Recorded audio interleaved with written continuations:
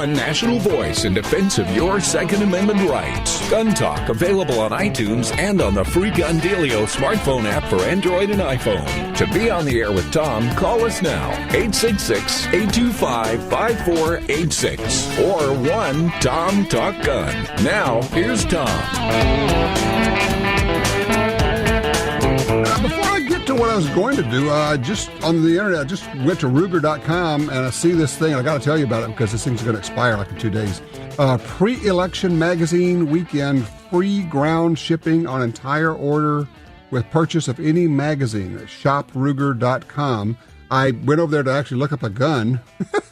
Surprise, surprise, right? And I see this. I did not know about this promotion. So it's a pre-election magazine weekend, free ground shipping on entire order with purchase of any magazine. Shopruger.com.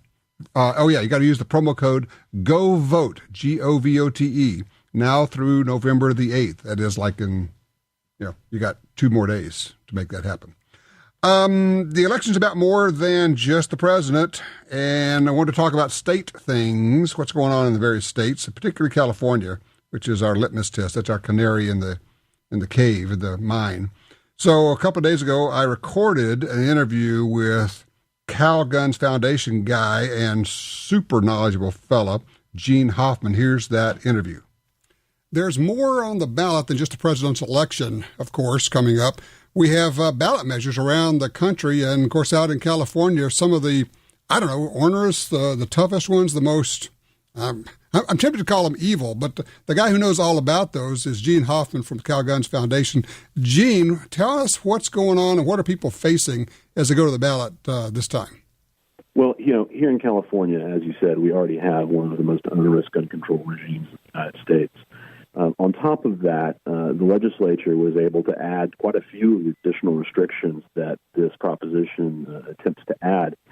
Now, the interesting dynamics in California, at least, is that recently law enforcement has been exempting themselves from these rules. Things like the banning of large-capacity magazines or one gun in 30 days rules, ammunition registration, ammunition purchase permits.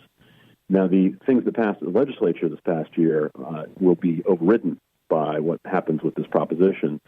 So, interestingly, almost all of California law enforcement is against the proposition. Now, it's California, so the polling doesn't look great, but I also think that just in the same way that we saw Proposition 8 perform very differently because we had a kind of different electorate show up, I think this is a hard election to call how people are going to behave.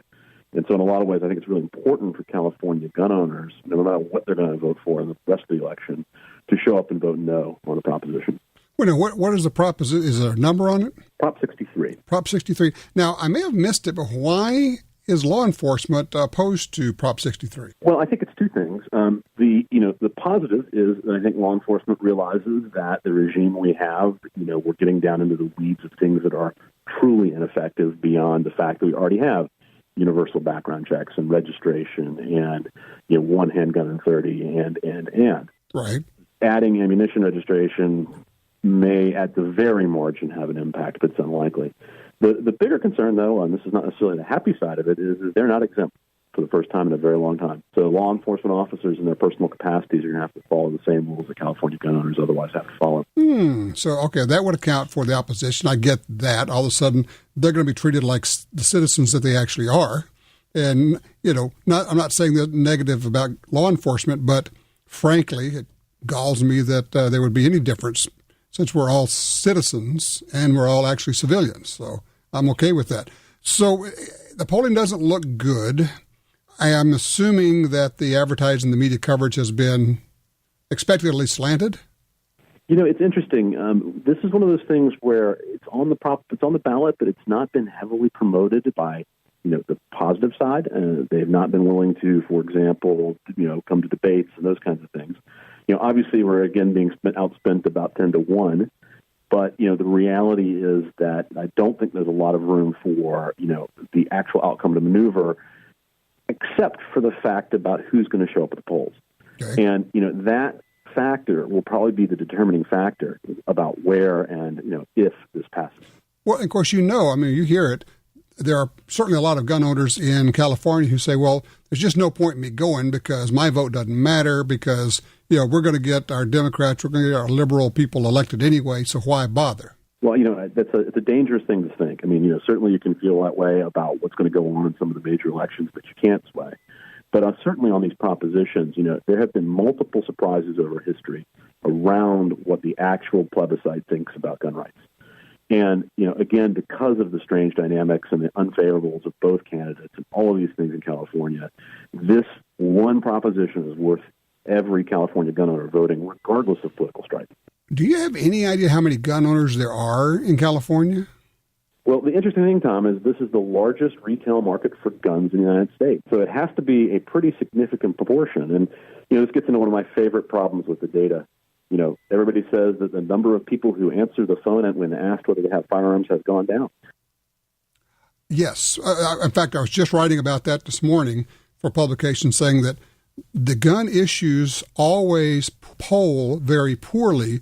The pollsters are simply not able to get a handle on gun questions. That's right. And this is part of what's important about California gun owners showing up. I don't want to see this proposition pass with 80% of the vote. If it passes with 52% of the vote, that's actually an important message and a partial win for gun owners. So what happens if it passes? Given everything that's happened in the last year, what changes are California gun owners in for with that and what was done by the legislature? For those of us who don't live there. Yeah, I was going to say the biggest impact is really around purchasing ammunition and not being able to mail our ammunition. Not exactly clear all of that's constitutional. There's also some interesting interplays with some of the Calguns Foundation cases like Sylvester versus Harris, which says that if the State Department of Justice already knows you own a firearm, that they can't make you wait. And in fact, the ammunition system uses the exact same system and doesn't make you wait to buy ammunition. So there may be some, oddly enough, small positives in the implementation. But, there are very serious constitutional and other legal problems in various pieces of this. And, you can imagine that ourselves and others are going to be looking to bring those things into a little bit more constitutional line. And when you say that, I'm assuming we're talking about more legal action. That's correct. Obviously the legal action has to be a bit more prescribed unless we see people showing up and, voting to make sure that the Second Amendment is protected at the Supreme Court. Right. That said, some of the issues are more universal and kind of more universally respected by the federal judiciary.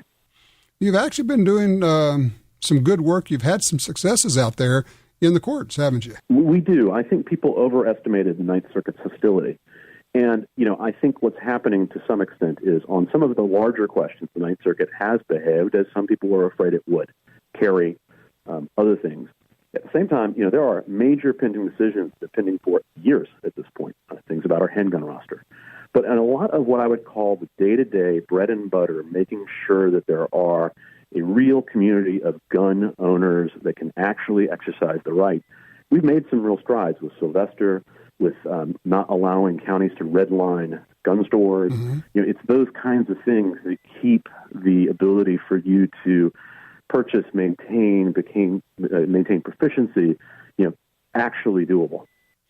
Well, and it's, once again, I return to a common thread, which is each gun owner must be involved, and that involvement has to be, yes, on the national level, NRA-ish, those kinds of organizations, but it's really critical for every gun owner to be part of the state organization, because many times that's where you can stop this kind of thing. And that's really, on a day-to-day basis, probably what impacts your life as a gun owner more. That's correct. And, here in California, we've basically become a one-party state. It's surprising to the politicians here the amount of furor and the number of people who will show up when the local city council is trying to get rid of the local gun store. Well, once again, if you can't get it done in the legislature, you can get it done by showing up. That's correct. For more information, how do people keep up with Calguns Foundation? CalgunsFoundation.org on the web is the number one place to go. There it is. Gene Hoffman, thank you so much. Thank you, Tom. If you like our videos, follow, subscribe, like, and share.